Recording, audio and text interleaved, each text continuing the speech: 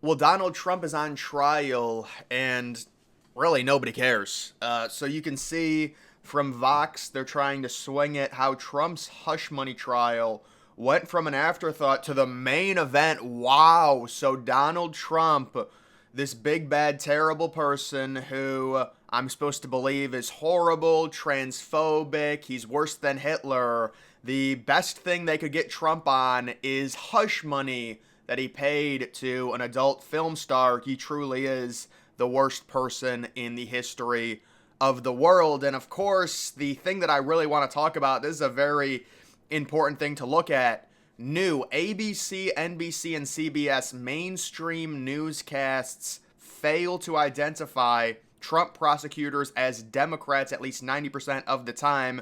And it's obvious why that would be the case, because if they did that, it would ruin the fear mongering and the so-called non-bias of their current position, which is we just have to prosecute Trump because he's a former president, but nobody is above the law. No, that's why you're prosecuting him, because you hate him so much.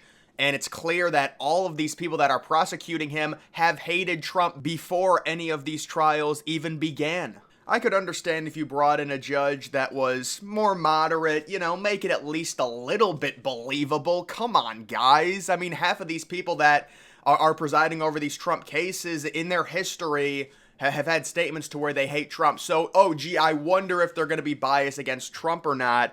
And I think something like this honestly probably helps Trump because it's such a nothing burger. And then they say, oh, but Trump was lying to the American people, trying to get her to take hush money so she wouldn't talk. Yeah, what about Biden and his son in Ukraine? Not only does Biden get away with that, he gets rewarded by them silencing the stories, calling them disinformation.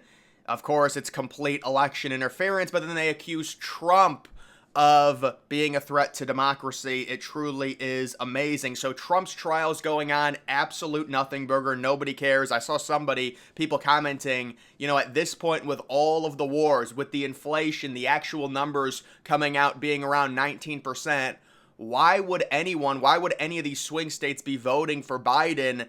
And my response to that is, I don't think they are. Like, legitimately, if you look at the polls and understand how the errors work and how they overfavor Democrats, I think Trump's up by about 4 or 5 points in every swing state. The American people at this point, this is not going to be in a close election. And I'm not trying to sound, like, oh, Trump's going to win for sure.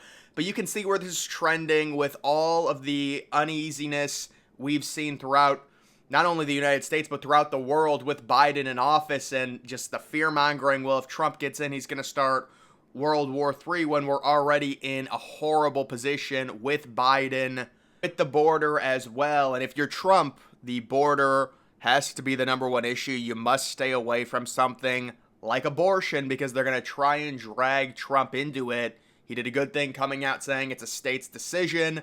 I saw a clip that was really just crazy I think it was Bill Maher came out and said, oh, when it comes to abortion, because of course they want to talk about it, Bill Maher is still a liberal. He may say some things and, hate on the Democrats. Honestly, that's better than what we've expected with a lot of these people. Normally it's just right, left, there's no in between. At least Bill Maher does go against his party sometime, but make no mistake about it, he is still a liberal.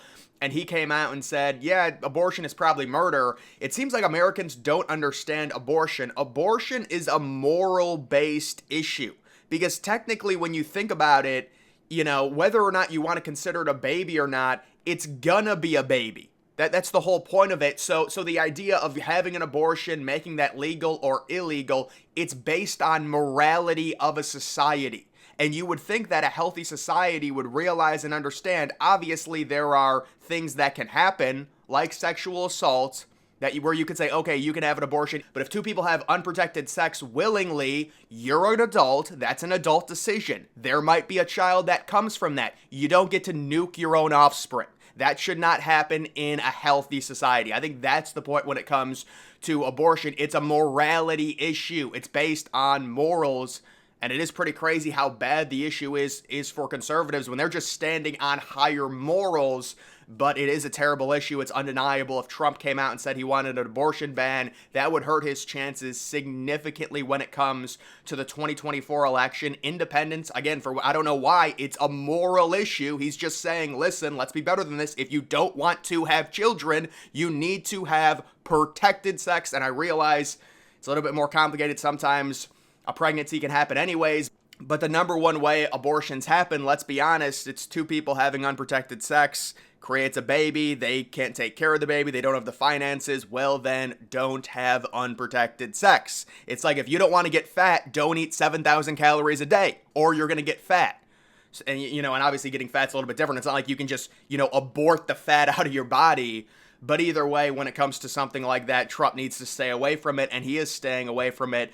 By the way, I do have to respect just the political dynamics between what Bill Maher is doing and looking at some of these headlines, basically guilting Republicans, hating on Trump, saying, I could really respect you if you were just 100% pro-life. Yeah, because you want the Democrats to win. Obviously, that would be very good for you if Donald Trump came out and said he wanted an abortion ban, because that's an extremely unpopular thing. And the reason that Trump is saying it's a state's decision is because this is a very negative issue for conservatives. So Trump is trying to play the most moderate stance possible, which is what you should do when you have a trigger issue like this that's bad for your party. But then Bill Maher gaslights and says, you should come out and stand for something. Yeah, you want him to lose. I understand. It's just funny.